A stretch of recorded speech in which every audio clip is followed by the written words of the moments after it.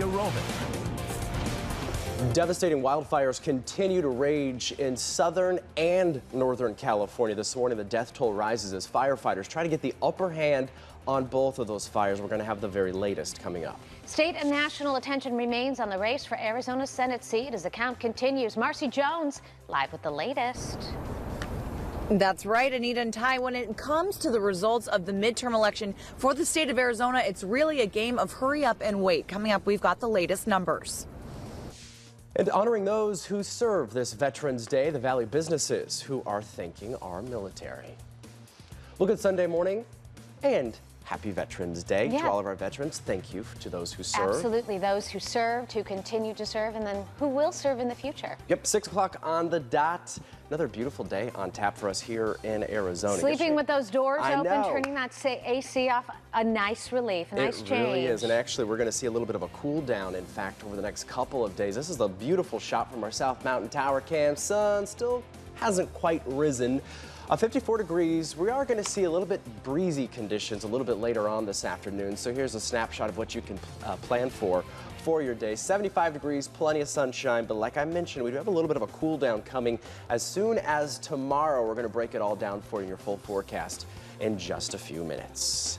All right, our big story here this morning, 2 destructive wildfires burning in California. In Northern California, nearly 24 people are confirmed dead. Some of those victims were in the process of trying to evacuate when the flames from the campfire took over their cars. Well, this is crews are making progress battling the blaze north of Sacramento. But down near Los Angeles, the Woolsey fire still raging out of control. The fast-moving Woolsey fire has doubled in size again. Flames are moving toward the coastline, destroying homes in Ventura and Los Angeles counties. It was very vicious, and it jumped like leaps and bounds like a superhero. I mean, it was crazy. Firefighters are getting crucial relief from calmer weather. Crews are using the brief lull to try and get even minimal containment before the strong winds are forecasted to return Sunday. The winds are not blowing, but we know tomorrow Mother Nature's going to turn her fan back on. More than 250,000 people in Southern California have now fled the area. In Northern California, erratic fire growth has prompted another round of evacuations in Butte County. Officials are not taking any chances there after seeing how quickly the campfire obliterated the town of Paradise. There were people literally burning in their cars, running down the street, abandoning their vehicles. Dying on the road. It was just utter panic. Streets in and out of Paradise are now lined with charred, abandoned vehicles. Some cars are smashed into each other, evidence of drivers frantically trying to escape the flames. Some of the mandatory evacuations in Southern California have been lifted, but firefighters are still urging people to use caution and wear masks because air quality is very low. And as you can imagine, fire crews in California are going to need a lot of extra help fighting those wildfires. Yeah, it is pretty incredible to see those images. In fact, I have some friends who've lost their homes in the Malibu area. It's really scary. And that's why the Scottsdale Fire Department has actually sent a crew out to help. And joining us on the phone this morning is Blake Miller with the Scottsdale Fire Department. Good morning, Blake. How are you? Good morning, sir. We're doing good. Can you first of all tell us where geographically you guys are stationed? So geographically, as you look at the map, we're going to be on the northwest side of the fire along Highway 23 is where we were yesterday afternoon. In Northern California? No, this would be on the Woolsey fire in Southern California. You're on the Woolsey fire, okay. So tell us what you're seeing. Once you arrived, was it, we're seeing the images and they're devastating, but what is it like in person?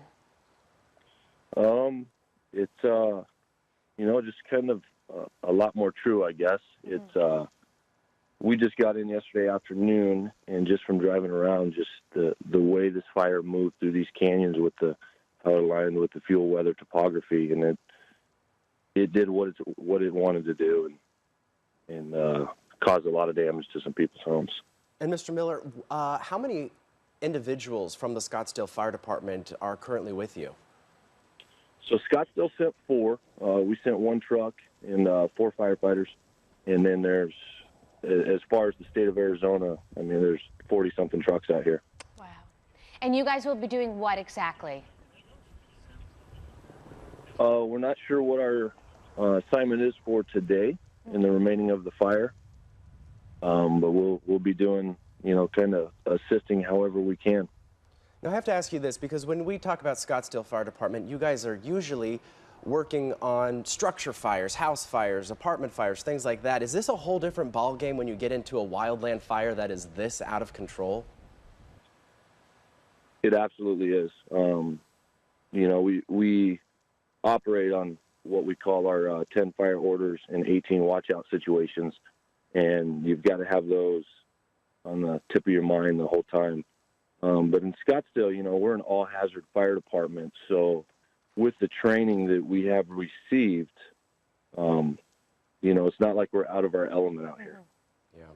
We're hearing that there might be some relief as far as the weather is concerned. Describe what you're seeing out there as far as the winds and the temperatures, because I know that you guys need just a little bit of relief. That'll really help in the fight against these wildfires. Yeah, so yesterday with a little bit of the calmer winds, we didn't see the rapid rate of fire spread that has been seen in the last couple days. But those winds are supposed to come back at about 11 a.m. this morning, and we're just going to have to play the cards that are dealt. Wow. Well, Blake Miller, we really appreciate you taking the time to speak to us this morning. Thank you for all that you're doing. Please stay safe out there. Definitely be cautious. Thank you so much. Most certainly welcome. Thank you. Well, the Red Cross in Arizona is also sending help. The organization is sending about 6 volunteers, 4 from Phoenix and 2 from southern Arizona. Volunteers will be helping with some of the basics there. Shelter and feeding people. That's really what people need to get through this initial period. After that, we'll be working on damage assessment. We'll be working on distribution of cleanup kits, bulk distribution. Volunteers plan to stay in California for 2 weeks. The Red Cross also said they plan to send more volunteers a little bit later on this week. And if you would like to donate to the Red Cross, the organization says they're in need of gallon Ziploc bags, face wipes, eye drops, beef jerky, energy drinks, granola bars, sunscreen, Gold Bond powder, chapstick, a lot of other items too. We have them all listed on our website. Just head on over to fox10phoenix.com. This is going to be a long firefight. Yeah, and it sounds like those items really help the firefighters when they are out there fighting those fires. 6:07, turning now to some political news this morning. The counting continues as ballots are still being counted to determine who will be our next state senator. Democrat Kyrsten Sinema or Republican Martha McSally. Marcy Jones is live at Maricopa County Recorder's Office with the very latest numbers. And Marcy, they really are updating us every single day with these latest numbers. They are. They're trying their best, Anita and Ty, and they're asking for a little bit of patience and grace at this time, even though everybody is very anxious to get these results. As you know, Democrat Kyrsten Sinema just inching ahead in what we can all agree is a very slow motion finish to Arizona's U.S. Senate race. We're going to take a look at the latest numbers here. Now, new numbers show that Sinema gained a little more than a percentage point ahead of Republican Martha McSally. Now, the latest numbers, these were released yesterday, are showing that Sinema is leading with about 49.53% of the voters, while GOP candidate McSally is at 48.12% of the votes. Now, it may take until Thursday to count all of these ballots. Arizona typically takes more than a week to tally its mail-ins. Now, McSally is hoping for a late shift toward her in the remaining ballots. There are more than 250,000 outstanding at this time. About 2.4 million votes were cast total in the election. Meanwhile, in the race for state superintendent, Democrat Kathy Hoffman has expanded her lead over opponent Republican Frank Riggs in the race for superintendent of public instruction. She's now leading by more than 43,563 votes. Also, in the Secretary of State's race, Republican Steve Gaynor seeing his lead shrink to just a slim margin. He's ahead of Democratic Katie Hobbs by just 2,008 votes. So back out here live, you can tell that across the board, really, in all of these races, still a lot of eyeballs on this, just waiting, everybody kind of holding their breath until the next update. So time will tell, and of course, as soon as new numbers come in, we'll bring those to you. Guys? Yeah, it seems like they keep coming out right around 5 o'clock every night, so everybody's kind of been checking their phones. All right, thank you so much, Marcy. We appreciate it. Well, new this morning, brand new video of an overnight of a crash involving a tanker truck. Take a look at this. The incident happened just after 11 o'clock last night on the Loop 101 at the US 60. DPS is confirming that crash involved 2 cars, including that tanker truck. 2 people were taken to the hospital with serious injuries. The crash forced the closure of the westbound lanes for several hours. By this morning, those lanes are back open. Happening right now, Mesa police need your help finding a missing girl. 14-year-old Elizabeth Kane was last seen with a young black teen near Mesa Drive and First Street. This was on Friday night. She had a skateboard with her and was also with her family's dog. The dog has a blue collar on but no tags. Her family says Elizabeth suffers from PTSD and ADHD. If anyone has any information, you are asked to call police. Well, this Veterans Day, veterans and active duty military can take advantage of an extra day of deals. A lot going on, Well too. deserved, as they do each year. Restaurants and Valley businesses are saluting those who have and do serve by offering free deals. First up, Dunkin'. Formerly Like the Dunkin' sound of that. Donuts. Today, the coffee chain is offering free donuts for all veterans and active duty military. No purchases necessary.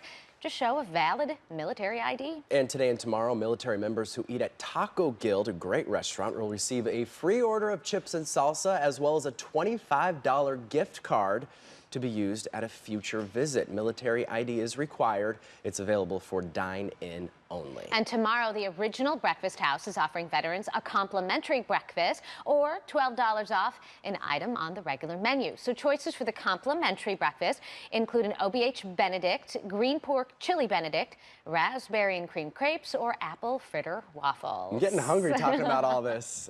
The Phoenix Zoo is also honoring our veterans. The zoo will offer free admission tomorrow with a valid military ID. Officials at the zoo say it's, quote, a thank you to all our military personnel for the sacrifices you have made for our freedom. And Maricopa County Animal Care and Control offering free adoptions for veterans. The big event happening tomorrow from 11 a.m. until 3 p.m. The free adoptions include adult dogs and cats. Kittens and puppies are half priced. The adoption specials happening at both the East and West shelter locations. All you need to do is bring a valid military ID. Lots of deals for some very well-deserved men and women. Absolutely. All right. Well, still to come here this morning, we all probably did it when we did our ballots. You take your selfie with your I voted sticker. I didn't get a sticker because I mailed in my ballot. I did too. So I think that they need to include a little something for... Someone was telling me that when they did theirs, they got the I voted in the envelope. I didn't. No, but I also heard that it's extremely expensive. Oh, those stickers? To print those stickers. We can talk about that So we're going later. to talk about that as well. Okay, plus another election cycle, another headache for voters in Florida as well. Coming up, we'll have the very latest on the recount that was just forced.